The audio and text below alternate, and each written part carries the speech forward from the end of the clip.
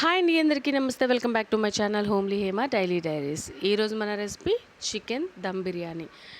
వీడియోలో చూస్తుంటే మీకే తెలుస్తుంది కదా ఎంత టెండర్గా అయితే వచ్చిందో. ఇంత బాగా రావాలి అంటే మీరు నేను చెప్పిన టిప్స్తో ఫాలో అయ్యి చేయండి. తప్పకుండా కంపల్సరీగా మీకు రెస్టారెంట్ స్టైల్ టేస్ట్ అనేది వస్తుంది. ఇంకెందుకు ఆలస్యం, వీడియోలోకి వెళ్ళిపోదాం. దీనికోసం నేను 1 kg చికెన్ని ఇలా పీసెస్గా కట్ చేసుకున్నాను. అండ్ 30 నిమిషాలు ఉప్పు వేసిన నీళ్ళల్లో నానబెట్టుకున్నాను. ఇక్కడ నేను ఒక టిప్ చెప్తాను. ఏ కర్రీ చేసినా, అంటే చికెన్ కర్రీ కానీ చికెన్ ఫ్రై కానీ ఏదైనా చికెన్తో చేసిందైతే మీరు చికెన్ని తెచ్చిన తర్వాత ఇలా కడిగేసి నీట్గా 30 నిమిషాలు ఉప్పు నీళ్ళలో నానబెట్టినట్టయితే చికెన్ టేస్ట్ అనేది చాలా బాగుంటుంది. మీరే డిఫరెన్స్ చూస్తారు. ఖచ్చితంగా ఈ టిప్ అయితే ఫాలో అవ్వండి. అండ్ రెసిపీలోకి వచ్చేస్తే, ఏ గిన్నెలో అయితే మనం మ్యారినేట్ చేసుకోవాలనుకుంటున్నామో, దమ్ చేసుకోవాలనుకుంటున్నామో బిర్యానీ, అదే గిన్నెలో కేజీ చికెన్కి సరిపడా 2 table spoon salt, 2 table spoons కారం, ఒక ఫుల్ ఆఫ్ స్పూన్ అల్లం వెల్లుల్లి పేస్ట్ వేసుకొని ముక్కలకి బాగా పట్టించేసేయాలి. ఒక 2 నిమిషాల పాటు ముక్కలకి బాగా మసాజ్ చేసేయాలి. ఎందుకంటే మొత్తం మసాలాలు ఒకేసారి వేసి ఎంత కలిపినా కూడా మీకు ఆ జ్యూసీనెస్, టెండర్నెస్ రాదు. మీరు ఇలా బ్యాచెస్ వైజ్గా కలిపి చూడండి, డిఫరెన్స్ మీకు ఖచ్చితంగా తెలుస్తుంది.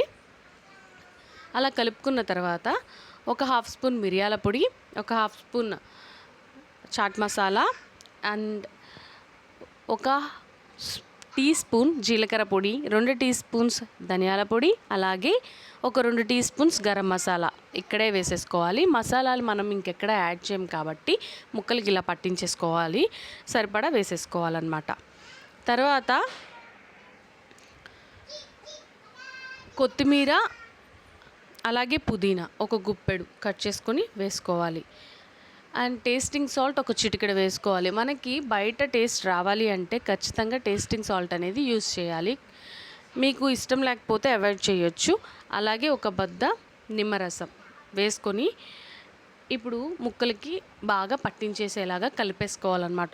ఒక 3 మినిట్స్ అన్న మీరు ఇలా కలుపుకోవాలి. మీకు బిర్యానీ టేస్ట్, దమ్ టేస్ట్ రావాలి అంటే ఇలా కలుపుకోవటంలోనే ఉంది. ముఖ్యంగా ఇలా కలుపుకోవటంలోనే మనకు ఆ టేస్ట్ అనేది వస్తుంది. సో చూసారా, ఎట్లా వీడియోలో చూపిస్తున్న విధంగా కలిపేసుకోవాలన్నమాట. తర్వాత ఒక 4 పచ్చిమిర్చిని చీలికలుగా కట్ చేసుకొని వేసుకొని మళ్ళీ ఒకసారి శుభ్రంగా కలిపేసుకోవాలి. తర్వాత ఇందులో మనం ఫ్రై చేసుకున్న ఫ్రైడ్ ఆనియన్స్ని ఒక 1/2 కప్పు వేసేసుకొని కలిపేసుకోవాలి. ఇలా నీట్గా బ్యాచెస్ వైజ్గా కలుపుకోవటం వల్ల మనకి దమ్ అనేది కొంచెం జ్యూసీగా, పీస్ అనేది జ్యూసీగా వస్తుందన్నమాట. తినేటప్పుడు మీకే తెలుస్తుంది. సో ఇలా కలిపేసుకోవాలి. తర్వాత ఏం చేయాలంటే ఒక కప్పు ఫ్రెష్ పెరుగు తీసుకొని అది కూడా వేసుకొని శుభ్రంగా కలిపేసుకోవాలన్నమాట. ఈ పెరుగు వేయటం వల్ల మనకి మసాలా అంతా ఈవెన్గా ముక్కలకి పడుతుంది. అలాగే మనకి కొంచెం గ్రేవీనెస్ వస్తుందన్నమాట బిర్యానీకి. సో ఇలా నీట్గా కలిపేసుకున్న తర్వాత లాస్ట్లో ఫ్రైడ్ ఆనియన్స్ చేసుకున్న ఆయిల్ ఉంటుంది కదా, అది కొంచెం వేడిగా ఉంటుంది కాబట్టి, ఇన్ కేస్ వేడిగా లేకపోతే కొంచెం వేడి చేసుకొని ఆ వేడి నూనెని ఇందులో వేసేసుకొని శుభ్రంగా కలిపేసి మూత పెట్టి ఒక అరగంట సేపు అయినా దీన్ని కదపకుండా పక్కన పెట్టేయాలి. ఇప్పుడు రైస్, నేను ఆల్రెడీ ఈ మ్యారినేషన్ ముందే 1 kgకి 3/4 కిలో బియ్యం నానబెట్టేశాను. అలాగే ఇక్కడ బిర్యానీ కోసం వెడల్పాటి గిన్నెలో ఏదైనా రైస్ ఉడకించడానికి తీసుకోవాలి. ఇలా కుక్కర్ అయినా పర్వాలేదు. ఇలా కుక్కర్లో నేను ఒక 4 గ్లాసుల వాటర్ పోసుకున్నాను. ఆ వాటర్లో షాజీరా, పలవా పువ్వు, మరాఠీ మొగ్గ, ఇలాచి, అలాగే రాతి పువ్వు, స్టోన్ ఫ్లవర్ అంటాం కదా అది, అలాగే ఒక బిర్యానీ ఆకు వేసుకొని సరిపడా ఉప్పు వేసుకొని తర్వాత ఒక స్పూన్ అల్లం వెల్లుల్లి పేస్ట్ వేసుకొని కలిపేసుకోవాలి. ఉప్పు అనేది చూసి అడ్జస్ట్ చేసుకోండి. అండ్ ఇక్కడ మనం నానబెట్టేసుకున్న బియ్యాన్ని వేసేసుకోవాలి. బియ్యం అనేది మనకి 70 to 75% ఉడికితే సరిపోతుందన్నమాట. మనం ఇలా ఉడికించుకోవటం వల్ల మనకి దమ్ అనేది పైన లేయర్గా వేస్తాం కాబట్టి రైస్ అనేది అందులో కుక్ అయిపోతుంది అనమాట. సో మనకి ఇక్కడ రైస్ అనేది దగ్గరకు వచ్చేసింది. సో దీన్ని పక్కన పెట్టి మనం మ్యారినేట్ చేసుకున్న చికెన్ని పెట్టుకోవాలి, కానీ స్టవ్ ఆన్ చేయకుండా పెట్టుకోవాలి. తర్వాత అందులో మన రైస్ని లేయర్ వైజ్గా వేసుకోవాలి. ఫస్ట్ ఒక లేయర్ వేసిన తర్వాత నీట్గా స్ప్రెడ్ చేసుకొని దానిలోనే కట్ చేసుకున్న కొత్తిమీర, పుదీనా వేసుకొని పైన ఆనియన్స్ చల్లుకొని మళ్ళీ ఇంకొక లేయర్ని వాటి మీద వేసుకోవాలన్నమాట. అలా లేయర్ వైజ్గా అయితే మీకు తీసేటప్పుడు కూడా ఈజీగా ఉంటుంది. సో ఎన్ని లేయర్స్ వస్తే అలా అన్ని లేయర్స్ వేసుకోవాలి. ఇక్కడ నాకు 2 లేయర్స్ వచ్చాయి. ఇప్పుడు దీని మీద కూడా మనం కొత్తిమీర, పుదీనా, ఆనియన్స్, ఫ్రైడ్ ఆనియన్స్ వేసుకోవాలి. మీకు ఎన్ని లేయర్స్ వచ్చినా సేమ్ ప్రాసెస్ రిపీట్ చేసుకోవాలి. అండ్ ఇలా వేసిన తర్వాత కాచిన నెయ్యి వేయండి. కొంతమంది నెయ్యి అలా వేసేస్తూ ఉంటారు. అలా కాకుండా కాచిన నెయ్యి అయితే టేస్ట్ అనేది ఇంకా బాగుంటుంది. ఈ టిప్ కూడా కంపల్సరీగా ఫాలో అవ్వండి. అండ్ అలా నెయ్యి వేసేసిన తర్వాత నేను ఇక్కడ ఏ ఫుడ్ కలరు యాడ్ చేయలేదు. సో నేను పసుపుని కొంచెం వాటర్లో వేసుకొని ఆ వాటర్ని ఇట్లా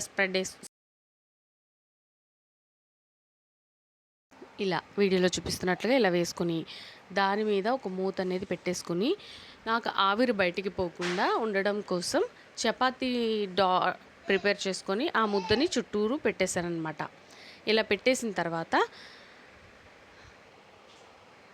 స్టవ్ ఆన్ చేసి సిమ్లో పెట్టేసుకొని ఈ గిన్నెని అటువైపు పెట్టేసి దాని మీద బరువు కోసం ఏదైనా పెట్టుకోండి. నేను ఇక్కడ రోల్ అనేది పెడుతున్నాను. బరువుగా ఉన్న రోల్ అలా పెట్టేసి ఒక 20 మినిట్స్ ఆ సిమ్లోనే వదిలేయండి. 20 మినిట్స్ వరకు మనం దాన్ని టచ్ చేయాల్సిన పనే లేదు. సో 20 మినిట్స్ తర్వాత ఆ రోల్ని తీసేసి 15 మినిట్స్ దాన్ని కదపకుండా అట్లాగే ఉంచేయండి. ఆ తర్వాత మీరు ఓపెన్ చేసుకోవచ్చు. చపాతీ ముద్ద కానీ రాకపోతే కొంచెం నీళ్ళు స్ప్రింకిల్ చేసుకొని తీసేయండి, ఈజీగానే వచ్చేస్తుంది. అండ్ నెక్స్ట్ తీసిన తర్వాత మనకి బిర్యానీ అనేది ఇలా వచ్చిందనమాట. మీరు ఎలా అయితే చూస్తున్నారో పక్కగా అలాగే వస్తుంది. అండ్ టేస్ట్ కూడా అలాగే ఉంటుంది. చాలా బాగుంటుంది. కంపల్సరీగా ట్రై చేయండి. అండ్ ఎవరైనా కొత్తగా నా ఛానల్ని చూస్తున్నట్లయితే ప్లీజ్ సబ్స్క్రైబ్ చేసుకోండి అండ్ సపోర్ట్ చేయండి. లైక్ చేయండి, షేర్ చేయండి. వీడియో నచ్చితే కంపల్సరీగా కమెంట్ చేయండి. ఒకసారి కంపల్సరీగా ట్రై చేయండి. ట్రై చేసిన వాళ్ళు ప్లీజ్ కమెంట్ చేయండి. అండ్ మీ ఫీడ్బ్యాక్ కూడా నాకు చాలా అవసరం. అండ్ ప్లీజ్ నన్ను సపోర్ట్ చేయండి. ఇలాంటి మరెన్నో రెసిపీస్ కోసం నా ఛానల్ని ఫాలో అవ్వండి. అండ్ వేడిగా సర్వ్ చేసేసుకుందాం. మీకు బయట టేస్టే కంపల్సరీగా వస్తుందన్నమాట. సో ఏ కట్ట అక్కర్లేదండి. ఒక్క పెరుగు చట్నీ ఉన్నా చాలు. అంటే రైతా అంటాం కదా, అది ఉన్నా సరిపోతుంది. ఈజీగా నోట్లో పెడితే అలా కరిగిపోతుంది అనమాట. సో కంపల్సరీగా ట్రై చేయండి, మిస్ చేయొద్దు. నేను చెప్పిన టిప్స్ని ఫాలో అవుతూ రెసిపీ అనేది మీరు ప్రిపేర్ చేసి ఎలా ఉందో ఒకసారి నా కమెంట్ బాక్స్లో కమెంట్ చేయండి. And thank you for watching.